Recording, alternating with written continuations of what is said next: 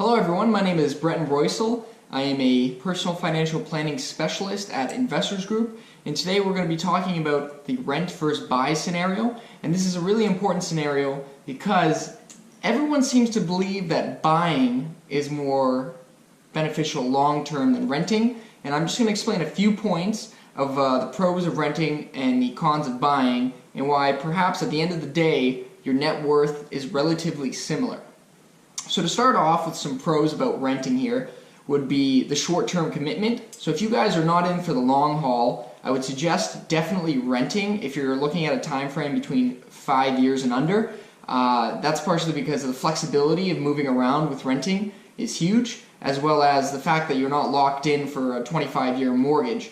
And you don't have to finish paying your mortgage before you sell your home, but you do have to take into account the 7% you're going to pay for real estate fees and lawyer fees. That's primarily 5% real estate, 2% lawyers, so give or take, whatever your property is worth, wipe away 7% off the bat. So if you're not going to be in it for more than 5 years, that's something to consider. Another thing would be you get to keep your down payment if you were to rent. So every house you buy, you want to have at least 20% down. Otherwise, you're going to pay something called a mortgage insurance. And mortgage insurance is going to cost you quite a lot of money. On something about a $500,000 property, mortgage insurance is going to cost you about $15,000 if you don't have a 20% down payment. Yet again, the minimum is 5% down for any home, so definitely get at least 5% down. But let's say we're sticking to the 20% of a normal $500,000 home. $100,000 invested in the market could grow quite substantially over that time period versus putting that into the house. One, you guys have to allocate a lot more money to other costs you don't really know about. A lot of home buyers that are telling me, like, obviously property tax is huge. You have a lot of other expenses that come out of nowhere. Maybe the water heater breaks, maybe the toilet's broken, you gotta renovate, paint walls. There's just so many other things to take into consideration while buying a home. Yes, it is a valuable thing, but at the same time, you could keep your money invested in a rental property, or keep your money invested while owning a rental property, rather. So another thing would be there's no additional fees or taxes with a rental home. If you guys know what property tax is, it's usually about 1% a year for your home. So if you have a $500,000 house, yet again, that's going to be about $5,000 a year, maybe a little bit less, maybe it's 0.8%, but this still all adds up into your overall cost. And you got to think about that. How much is your rent realistically? Is your rent, $20,000 a year? That's just under $2,000 a month. That could be a really nice place depending on where you are.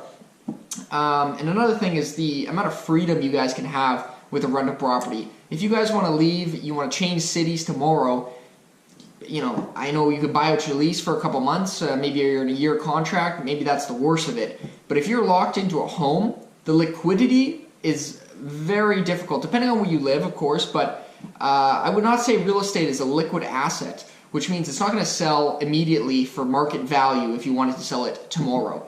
Versus renting, yeah, you might pay a couple fees to leave, but you could be gone the next day realistically, or fill someone in for you, like a sublet.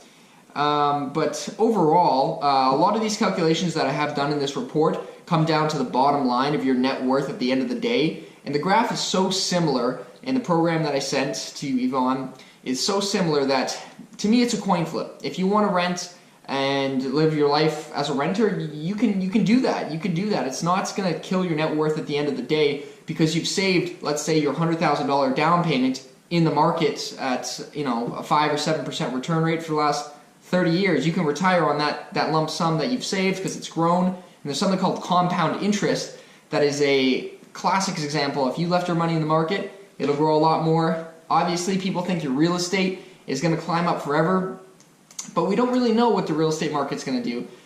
It's been booming lately. It's kind of cooled off lately with the interest rates now being 3.5%, or 3.45 if you want to get specific. But overall, I would just say in the first 5 years, just stick to renting, build up a nice lump sum, and if you one day have enough cash to buy a house outright, absolutely do whatever you want to do.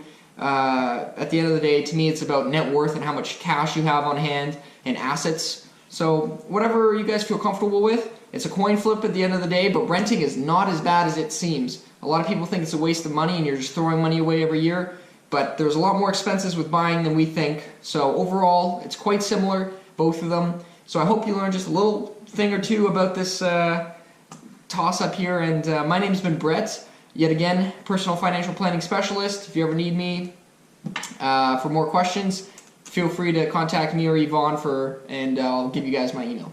Thank you very much for listening, and enjoy.